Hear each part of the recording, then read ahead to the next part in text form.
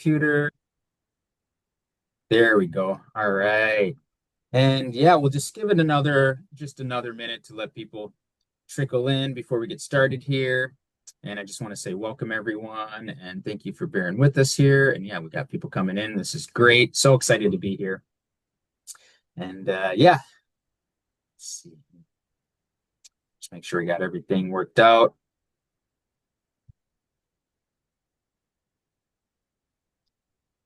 Open let's see, where's I gotta move this so I can see the chat. Let me open that up.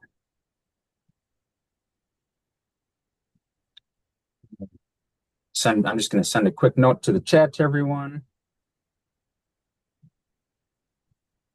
Is this live on Facebook right now? Sorry to sound like No, no, just a in our boomer. this meeting. Yep. Okay. I am a boomer, but nobody wants to sound like No, one. no worries. Okay.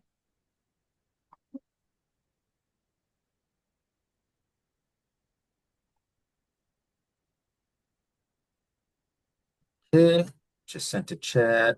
Okay, and yeah, people are trickling in still, but we can go ahead and get started. And I just want to say welcome everybody to this awesome webinar we have with Cindy Tarshish, who is um, just so knowledgeable and has been doing this for so long. And Cindy, you can explain a little bit more about yourself, and I will put your bio in the chat so people can check that out as well while we're going.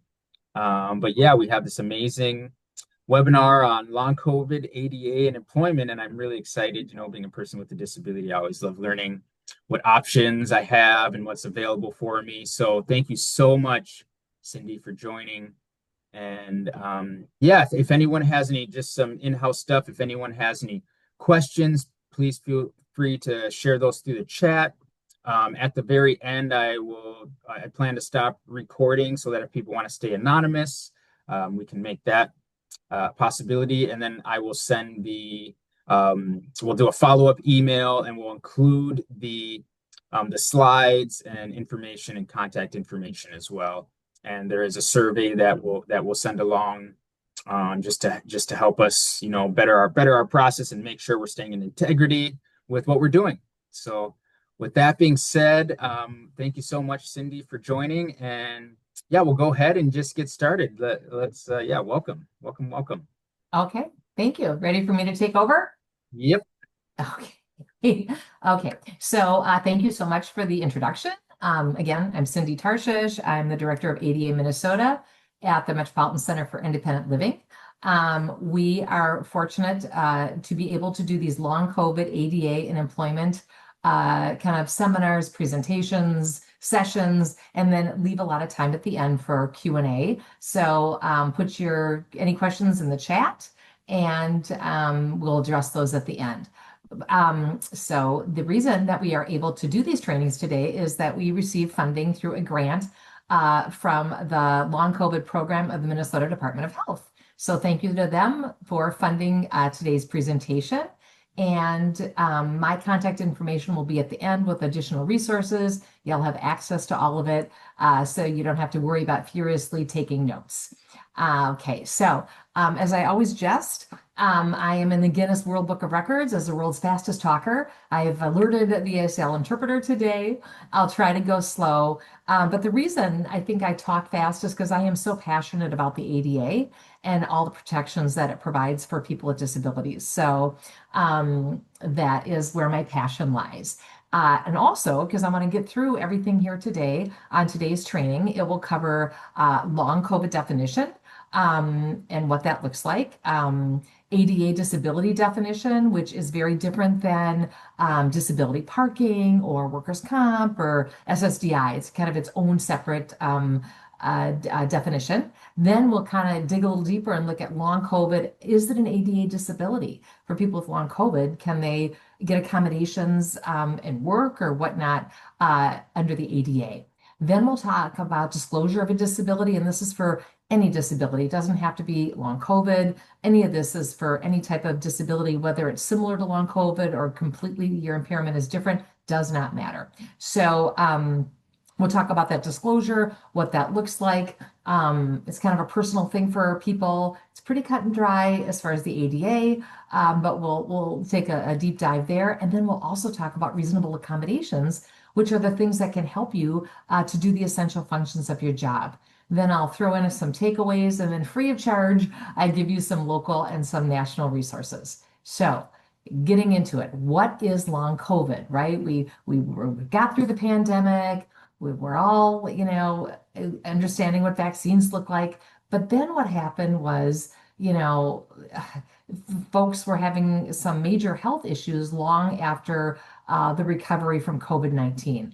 So the long and the short of it is that long COVID really is a challenge to diagnose, right? As I've heard, there's over 200 symptoms that you could get of long COVID, right? And that's why it's so important that we do trainings like this. It presents differently with symptoms that can overlap with other conditions. And currently, unfortunately, there's no single diagnostic tool for long COVID. But there's a definition, and doctors are aware of it. They do a lot of different tests and diagnoses to get to the determination that somebody indeed does have long COVID. So basically, the definition from NASM, the National Academies of Science, Engineering, and Medicine, says that long COVID is an infection-associated chronic condition that occurs after that SARS-CoV-2 infection. That's the thing that gave us COVID-19, and is present for at least 3 months as a continuous relapsing and remitting or progressive disease that, oh, I can't, oh, hang on one sec. I can't see because I have uh, I have the CC. I don't know how to get rid of that. But in any event, that presents itself, hang on, I got to get back here. Um, Sin, Yeah, sorry yeah. to interrupt. You should be, you can, the CC, you can move that little, if there is you should be able to move it around or just Yep, click just did the it. CC button. Yep. Thank you. I'm so glad we're recording this so that'll be in all in eternity for everybody Don't to worry. see. We're learning But anyway, together. thank you. It's a continuous relapsing and remitting or progressive disease as a state that affects one or more major organs, right? So when we're looking at long COVID, I mentioned that, there could be over 200 symptoms, but here are some of the common symptoms. It's not all inclusive. People have a tiredness, a fatigue, a lethargy that interferes with the daily life. And it's not just like I'm coming home from work and I need to lay down, I'm tired. It's I can't get out of bed and go to work because I'm exhausted. Shortness of breath, brain fog, issues with attention and memory, a persistent cough, joint or muscle pain, sleep difficulty, headaches, dizziness, and of course the loss of taste or smell, and symptoms that get worse after physical or mental effort or exertion, right? So we kind of know that's kind of what long COVID looks like. It's difficult to define in one sentence, but that's kind of the long COVID end of it.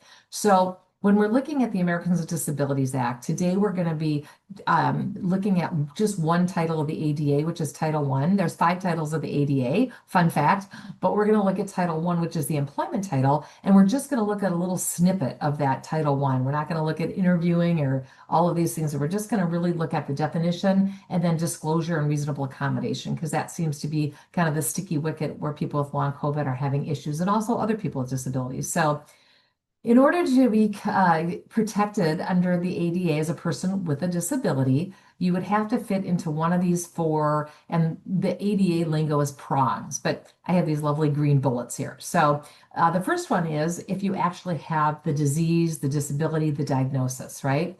That the individual has a physical or mental impairment that substantially limits a major life activity, right? It's not just, you broke your arm and you need a couple weeks off and assistance with, writing or something like that. You're substantially limited in a major life activity. And these major life activities are walking, talking, seeing, hearing, learning, and then the operation of a major bodily function. So this came about in 2009 with our ADA Amendments Act, that it now includes things that occur inside your body, your immune system, or your gastro system, or just a whole host of your endocrine system, things that occur inside your body. Record of disability. So let's say you're not substantially limited in any major life activities today, but in the past you were, and you have a record of that disability. Let's say you had cancer in the past and it's in remission or it's cured of something of that sort, right? So if that's the case, and somebody discriminates against you because they know about your record of a disability. Let's say somebody knows that you had cancer in the past, and all of a sudden you're not given a promotion or you don't get the job, right? You're covered under the ADA and have protections. Um, the third prong is if you are regarded as an individual, somebody is perceiving you as a person with a disability and they discriminate against you, you are covered. So I always like to, in my presentations, and I think we'll have time for this, to throw in a few stories that either people that have contacted me over the many decades that I've done this work or other people. So in the 90s, there was a situation where a woman applied to be a hostess at, of all places, the Red Lobster, right? You know, the place that has those delicious little cheesy biscuits. Applied to be a hostess, and she was born, I think she had some type of a facial scar or something on her face that was pretty prominent, but it did not substantially limit her in any major life activity, talking, eating, speaking, none of that. But remember, this is the 90s. The manager said, "I'm sorry, we can't hire you to be the hostess because it would be unappetizing to the patrons who eat here," right?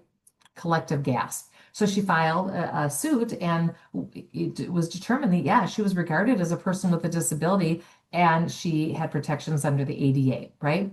And the final prong is association with a person with a disability. Let's say you have a child with a disability at home that, or let's say you have a relative that has long COVID or some other disability, and you yourself are discriminated against because of it. You don't get the job. They don't think you're going to be a loyal, dependable, employee. You have protections under the ADA as well. That it kind of stops there. You wouldn't be able to say, well, now I'd like to get accommodations where I can take off 2 afternoons a week to take that child to PT. That wouldn't be the case. You'd have to use maybe FMLA or PTO, your sick time, something like that. Okay, so now the ADA definition, the long COVID definition, but is long COVID a disability under the ADA? Kind of putting these two pieces together. Well, it can be. It can be because long COVID is a physiological impairment that affects one or more bodily systems, whether it's major bodily functions or it's respiratory or it's fatigue or any of those. If that individual is substantially limited in a major life activity and the impairment comes from the long COVID, then yes, long COVID can indeed be considered a disability. So that's the good news, right? For people trying to get accommodations at work or other titles of the ADA. So an example would be long COVID can substantially limit one or more major life activities, the brain fog. Brain fog can substantially limit brain function, concentration, and or thinking. Somebody could get accommodations. The Department of Justice, Health and Human Services has put out guidance on this. It also applies to Title II and III of the ADA, meaning state and local government or public accommodations. That covers the Rehab Act, Affordable Care Act, all of these things. And then the best part is EEOC, Equal Employment Opportunity Commission, adopted long COVID analysis for employment, which basically says that when they're determining if somebody should be able to get a reasonable accommodation, they can use long COVID as part of that analysis, right? So now we're going to move on to a major chunk of the presentation today is disclosure of a disability. So when I proceed with these slides, and again, this is a very abbreviated presentation on the employment title, please keep that in mind. But think about when we go into this, have you ever disclosed a disability to your employer or maybe your housing or whatever, or in education? Have you ever had to disclose a disability, or has somebody disclosed a disability to you? Maybe you're a supervisor at your job, or has a family member or friend ever had to disclose a disability? Let's think about that as we proceed. So why would you disclose a disability, whether it's a parent or not a parent? I have to just give another little snippet of information. The reason that we use a parent and not hidden or invisible disability is because people with disabilities, this generation, have said, they're not embarrassed or want to hide or be invisible or hidden of their disability. That's not part of who they are. It's front and center. So the language has changed from hidden or invisible disability to if it's a parent or it's not a parent, right? So little shout out to that tidbit of information. So the only reason somebody really would need to ask for a job to ask for disclose and ask for an accommodation is if you need that accommodation, right? So the only reason you'd have to disclose is if you need the job accommodation. Some people say, well, I really don't want to disclose to my employer. I'm afraid for a variety of reasons to do so, but I need an accommodation. And unfortunately, you really do need to disclose at least the impairment. You don't have to disclose, what the actual diagnosis is. You don't have to say, well, I have, multiple sclerosis and, I, need X, Y, and Z accommodation. You could just say what the impairment is. I have a disability that affects my gait and it's difficult for me to walk long distances. And here's the accommodation I need. So that's the request for accommodation. But we'll get into that as we go further.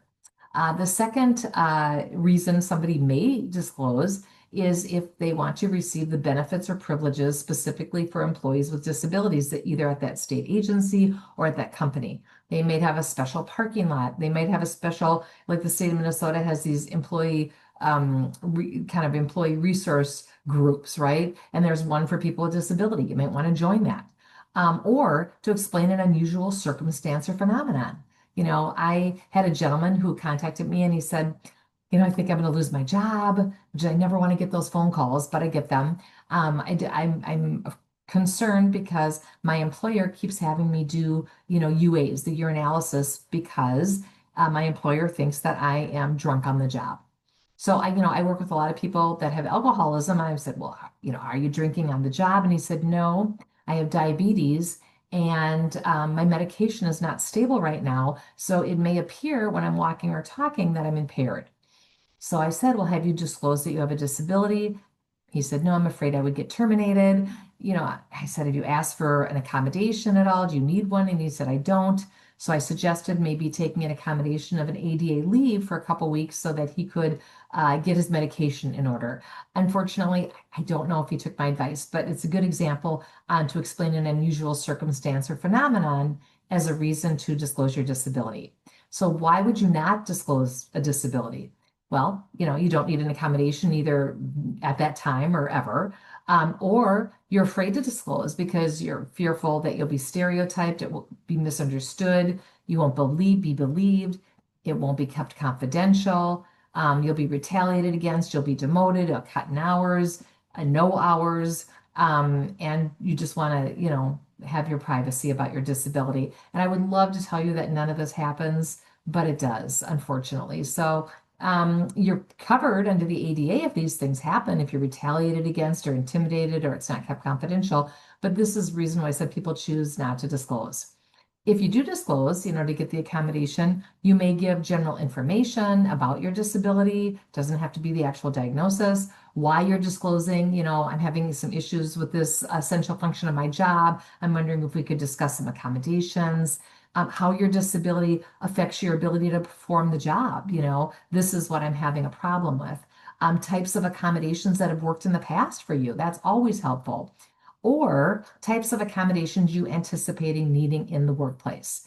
But what happens in the case like long COVID, somebody's perfectly healthy and then, 6 months later they have long COVID and they have all these symptoms and they need accommodations. What do you do now? Maybe your employer, you know, you work in private employment and they don't have an ADA coordinator. If you work for the state, a state of Minnesota, every state agency has to have an ADA coordinator or somebody doing those duties. But what I say then is contact the Job Accommodation Network. Their resources are at the end, but they are a wealth of free information. If you go to their website, it's just askjan.org, and you'll see a whole host of different disabilities and accommodations, templates, documents, and you can also call and talk to somebody about your disability and suggestions for accommodations. And you can always call me as well. My most important slide is confidentiality of disclosure, because all disclosure details, the request for accommodation, the medical documentation, if that's required, all of that paperwork has to be kept in a separate locked file, separate from your personnel file, because you would be surprised how many people have access to your personnel file, right? So all that information, your supervisor or HR person or ADA coordinator, it has to be in a separate lock file. Then I got a lot of calls during lockdown that, I can't get into my office to get to my file cabinet. And then we determined, well, keep it in a separate, file on your computer that only you have access to, meaning you, the HR person or the supervisor, right? Um, and then information regarding your disability can only be shared on a need to know basis. Not everybody in the company needs to know, right? It's just on a need to know. It might just be one coworker or maybe just the supervisor or that, but it doesn't have to be the board of directors, right? And then appropriate response to inquiring colleagues and coworkers. So I get a lot of union stewards that call me and supervisors, and they say, well, I provided the accommodation, I'm keeping it confidential, but now other colleagues and coworkers are questioning me, why are you giving this staff person preferential treatment? Why did they get their hours changed or their office different or things like that? And the supervisors really between a rock and a hard place because they can't disclose, nor should they. So basically, we say, hey, you could say, this is confidential and this as you would like your information to be kept confidential. So with this staff person, we're complying, with a company policy. I used to say, we're complying with federal law, but then people are thinking, well, could the law be the ADA, the Americans with Disabilities Act, and then that would kind of disclose that person's disability. And then I always advise employers or to say, well, how is this impacting your work? And if so, let's look at your job. Is there something that I can do to help you to do your job better and kind of turn it around a little bit? So, what the Equal Employment Opportunity Commission says about disclosure, right? So, they say that, they're guardians of Title I of the ADA, that a person with a disability can request a reasonable accommodation at any time, right? It doesn't have to be during the application process or the first day because some people might not need an accommodation for 3 years down the line, right? If their condition exacerbates, right? And just because somebody doesn't ask for that accommodation day one or during the interview doesn't prevent them from getting the accommodation further on. So, a little story. I had a woman that called me who has multiple sclerosis, MS, and she was very concerned because she got her job in January, all was good, but now it's summer and she suffers from heat fatigue, which is a symptom of MS, right? And it's not just getting a little warm. It's, if it's hot outside or if the office is hot, as she said, by noon, she felt like she was a wet noodle and had to go home. So we looked at the size of the company and I said, well, have you disclosed? And she said, no, but I think I need to now. Sure, sure, sure. We talked about disclosure and we decided that it was a pretty good sized company. So let's ask for two of those, window unit air conditioners. Easy peasy, right? You'd think.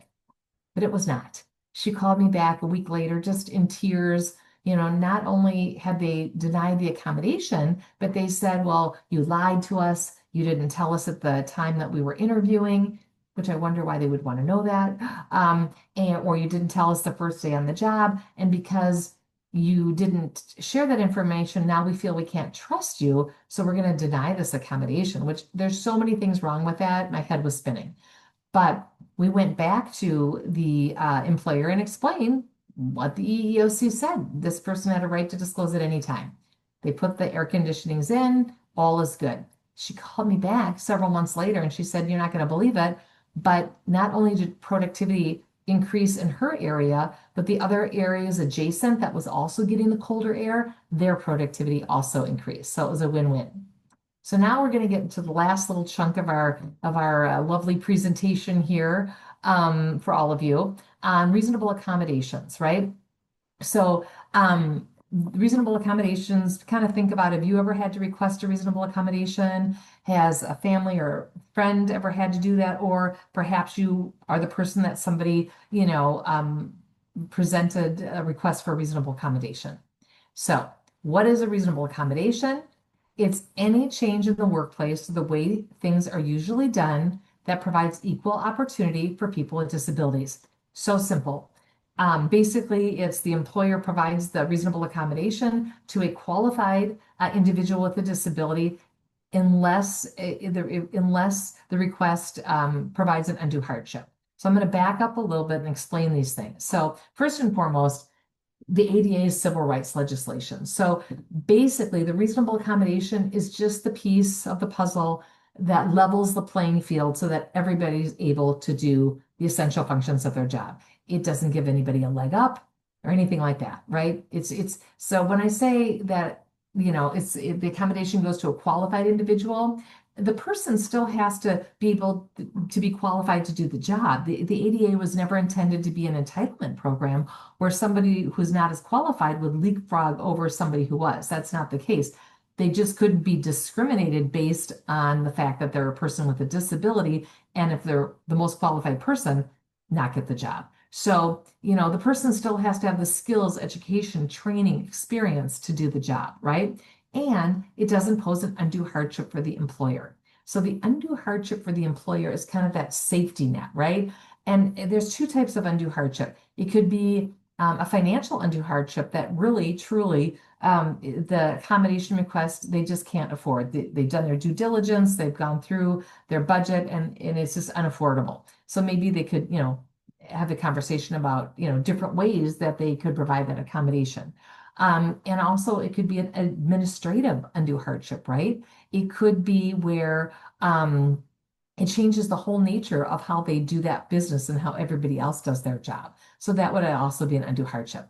So, in looking at these principles of reasonable accommodation, first and foremost, the process has to be interactive, either with the employer and the applicant or the employer and the employee. At some point, there has to be a conversation, a compromise, a give or a take. It can't just be the employer saying, no, we can't do that. There has to be a conversation where the employee could suggest of alternatives, right? Call a job accommodation network. They have some ideas.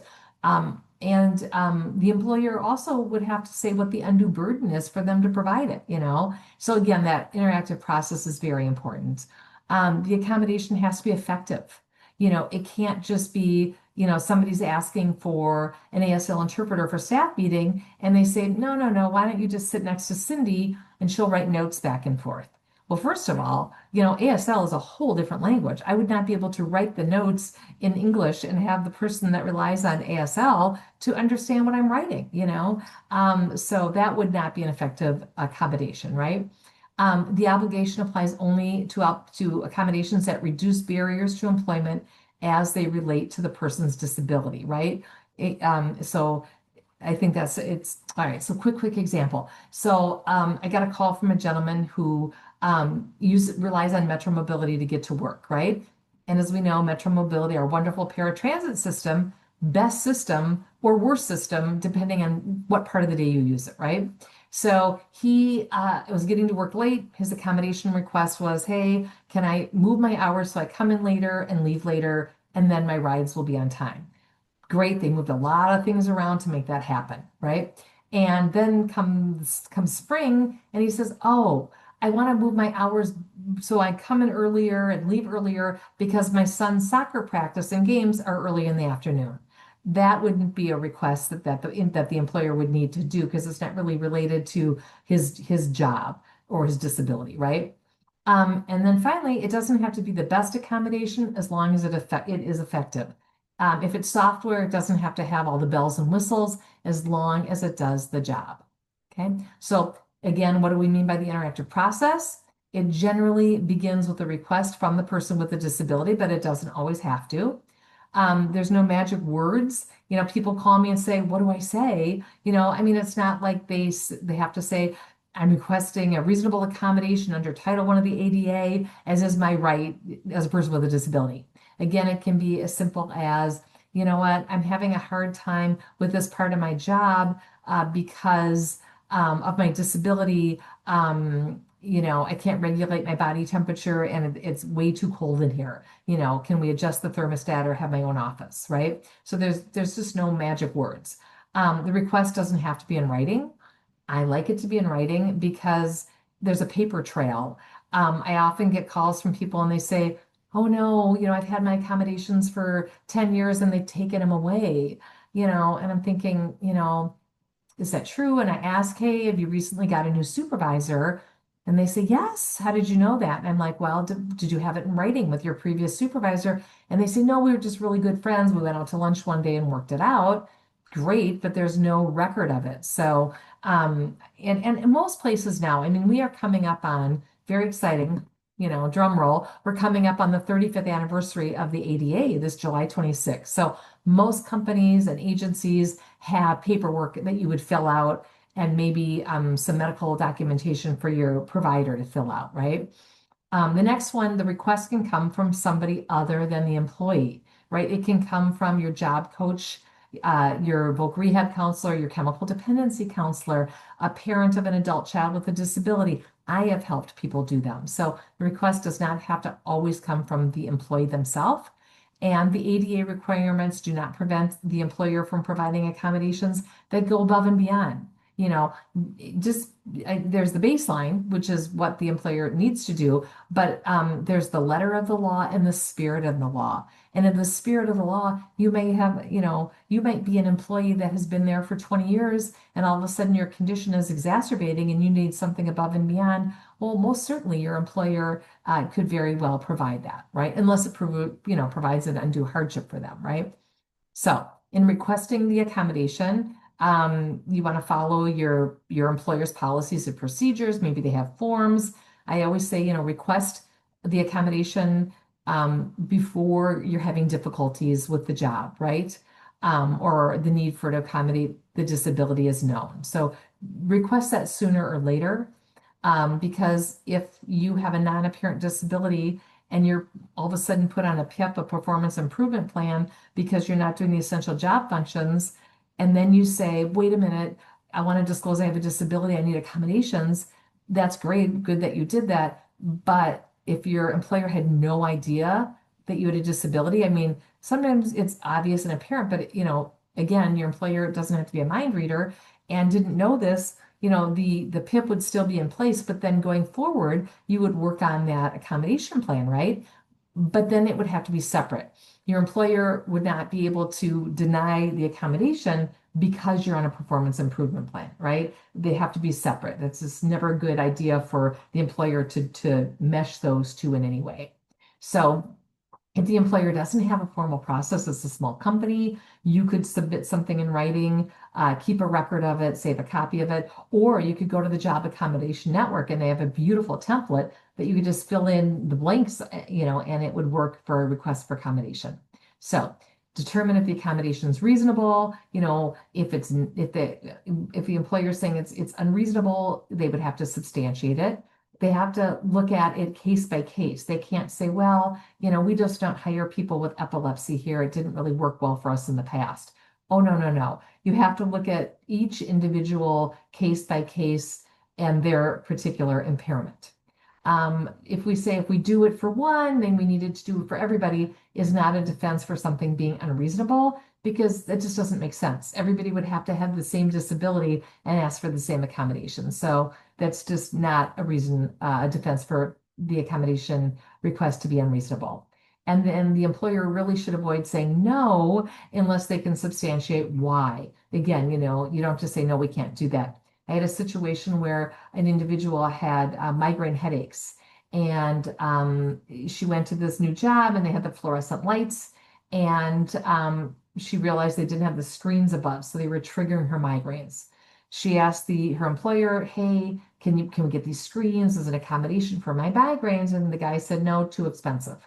End of story. So she called me. We're trying to figure out, should she pay for it? What should we do? And then she went in on the weekend, right, to work and opened up the curtains, got the daylight hours, right? And the maintenance guy comes in and he says, hey, what are you doing working in the dark here? And she explained the situation. You know what he said? He said, oh my gosh, don't worry about it. I have a whole bunch of those screens down in my workroom. I'll get them up for you by Monday. Right? So she called me thrilled. I was thrilled for her, but I wasn't so thrilled for the employer, because did they really do their due diligence? Did they really check to see how much they cost, or even check with maintenance, to see if they're accessible? So if the request is reasonable, you implement it. It can be evaluated. You can come back as a person with a disability to revisit it at any time if the accommodation is not working for you, right? So now let's look for a final little piece of the puzzle here, reasonable accommodations and long COVID, kind of pulling this all together. So the employer should consider providing the accommodations for any limitation related to a disability, even if it's temporary or episodic, because we don't know what we don't know about long COVID. And is it temporary? Are people going to get better? We hope so, but we just don't know. It's too new. Or people have the 2009 ADA Amendments Act said if it's episodic, if it's relapsing, remitting, you still provide the accommodation, right? For anybody. The accommodation can be removed when they no longer need it. And again, you can evaluate it or do a periodic assessment to see if it's still working or if it needs to be modified. They can ask for limited medical documentation, um, especially if the disability or the impairment is not obvious, right? It's not apparent, and or to document the need for an accommodation. If somebody is blind and they're asking for documentation to go to their doctor to provide documentation that they're blind, no, the individual would not need to waste their time and resources to do that. But again, if it's something maybe a major bodily function that occurs inside of you, they may request you to get limited medical documentation. And they may ask questions to clarify why is this accommodation needed, and also that interactive process to explore alternative accommodations if that's necessary.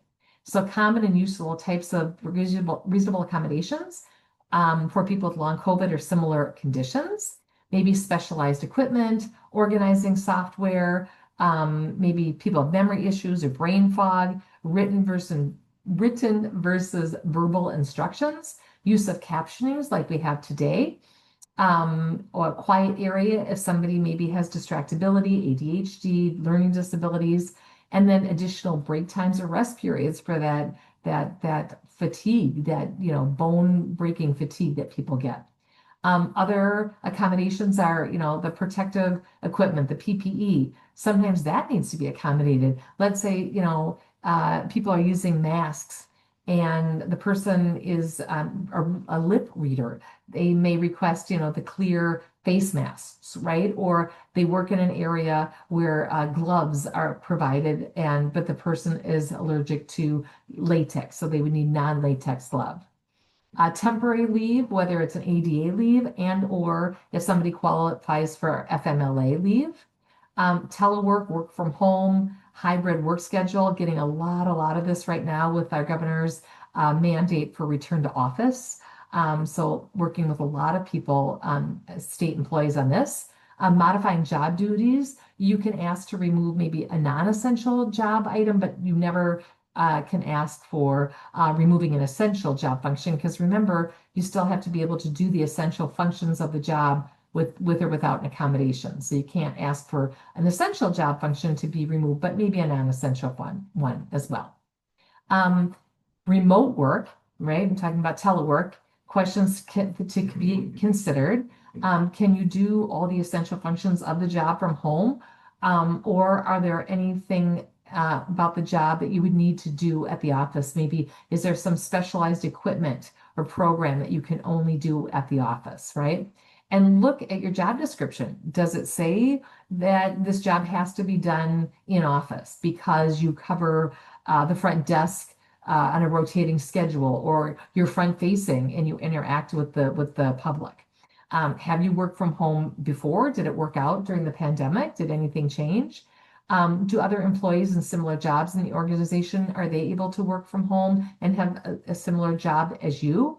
And does your employer have a remote work policy? Maybe it's already in place.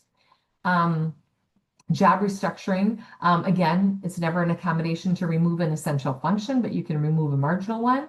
But you might want to think, what does the employer think of this? What does the job description say, or the collective bargaining agreement? If you're in a union, you need to look at that. You might want to look at how much time is spent on the task, consequence of not doing the task, or experience of others in removing that task. This is the reassignment to a vacant position. Accommodation is kind of a Hail Mary of accommodation. So let's say there is no accommodation that's going to work for that individual. So the last resort is, can you be reassigned to a vacant position that you're qualified to do, right? You have to be qualified to do the other job, but perhaps that's the best accommodation for you, that you are reassigned to a vacant position. Your employer doesn't have to create a position or kick somebody out of it, but they also wouldn't have you apply for it and interview. You would just simply be, assigned to that vacant position. This is great for individuals with long COVID. And now they are asking, a lot of people with long COVID are asking, can this be a temporary reassignment? They'd like to go back to their job if they eventually recover from some of the symptoms of long COVID. So leave is a reasonable accommodation. I mentioned, an ADA leave provides protection to keep your job, but it's unpaid, right? Some courts are saying it can be no longer than 1 month, but again, there's the letter of the law and the spirit of the law. Some companies would allow you to take longer. And this ADA leave only applies to you, the employee, not your family members, which would be covered under FMLA. So FMLA covers employees up to 12 weeks of job protected leave if they or a family member are incapacitated by a serious health condition, and that includes COVID-19 and also long COVID. Employer may already have a policy, so look there first. These are the fun takeaways today of this training. The EEOC may recognize long COVID as a disability under the ADA. This was a game changer in 2021. Coverage of long COVID as a disability, again, is case-by-case analysis based on the limitations, duration, severity of the impairment. The accommodation process for long COVID is the same as any other ADA request for any other disability diagnosis impairment. Unknown as to how long individuals will experience long COVID, so we kind of have to keep that a little bit looser. We're hoping for continued research to give given the short duration of the pandemic. We need more research on that. So some resources, you have the EEOC, they're guardians of Title I of the ADA, Job Accommodation Network, they're wonderful. And then the Great Lakes ADA Center. In our country, we have 10 ADA centers. The Great Lakes ADA Center is one of them. They're funded by NIDLR. And then each ADA center has kind of regional or local offices. So ADA Minnesota, where I'm the director of, I am an affiliate of both the Great Lakes ADA Center and also ADA Minnesota is a program within the Metropolitan Center for Independent Living, which is one of 8 centers for independent living in the state of Minnesota. So, little fun fact there. So, other Minnesota specific resources, the Department of Human Rights. There are 10 protected classes, and disability is one of them. DEED, Department of Economic Employment Development, the Rehab Services Branch, they are fabulous. If you can get connected with a voc rehab counselor, they do amazing things. And Minnesota State Services for the Blind are also a part of that. The Minnesota Department of Health has an unbelievable long COVID website that is active there when you get the slide deck. Here are some great documents as well. The EEOC originally put out in 2021 what you should know about COVID-19, the ADA, the Rehab Act. They update it periodically. The guidance I'd mentioned about Department of Justice, they also have a live document. And then Job Accommodation Network has this document supporting employees with long COVID. So if you still have questions, which you probably do, you can contact me. Again, ADA Minnesota, which is a program within the Metropolitan Center for Independent Living. Here's all my information. I also encourage you to contact the Disability Hub MN. They are an amazing resource, and they provide information statewide on anything and everything disability related. I will close, because we have about 15 minutes for questions. I will close saying that if you liked me, great. If not, that's fine too. But if you do reach out to contact me, I am the only one at ADA Minnesota. So by default, you're going to get me. All I ask in return for today's training is Department of Health would like to have you fill out this very short little survey. You can either click on this little link on top, I'm told, or this is my first time with a QR code. TPISA will make sure you have access to these things, but I'm told if you put your phone right there, you can access it as well. So I'll keep it up for a little bit and I will turn it over back to my colleagues here that are organizing today's training. Awesome. Thank you so much, Cindy. Wow, that was Yes. so informational. And the QR code did work. I was able to click it and pull up the survey as well. So that's great. Okay, We great. do have a couple questions, and I'm going to go ahead and stop recording just to keep it anonymous. But before I stop that, we will add this recording to our YouTube channel. So it'll be available. You can pass it on to your friends and colleagues, family members, whoever it is that you think might benefit from this information. I'm a person with a disability. I use a wheelchair, and a lot of this is like some information that's really helpful for me. But let me get to the questions here. And I just want to say thank you once again. And please reach out to Disability Hub MN. You can reach us. Our website is disabilityhubmn.org or call us at 1-866-333-2466 and we can get you more information. So I'm going to stop recording and then we'll get to the questions.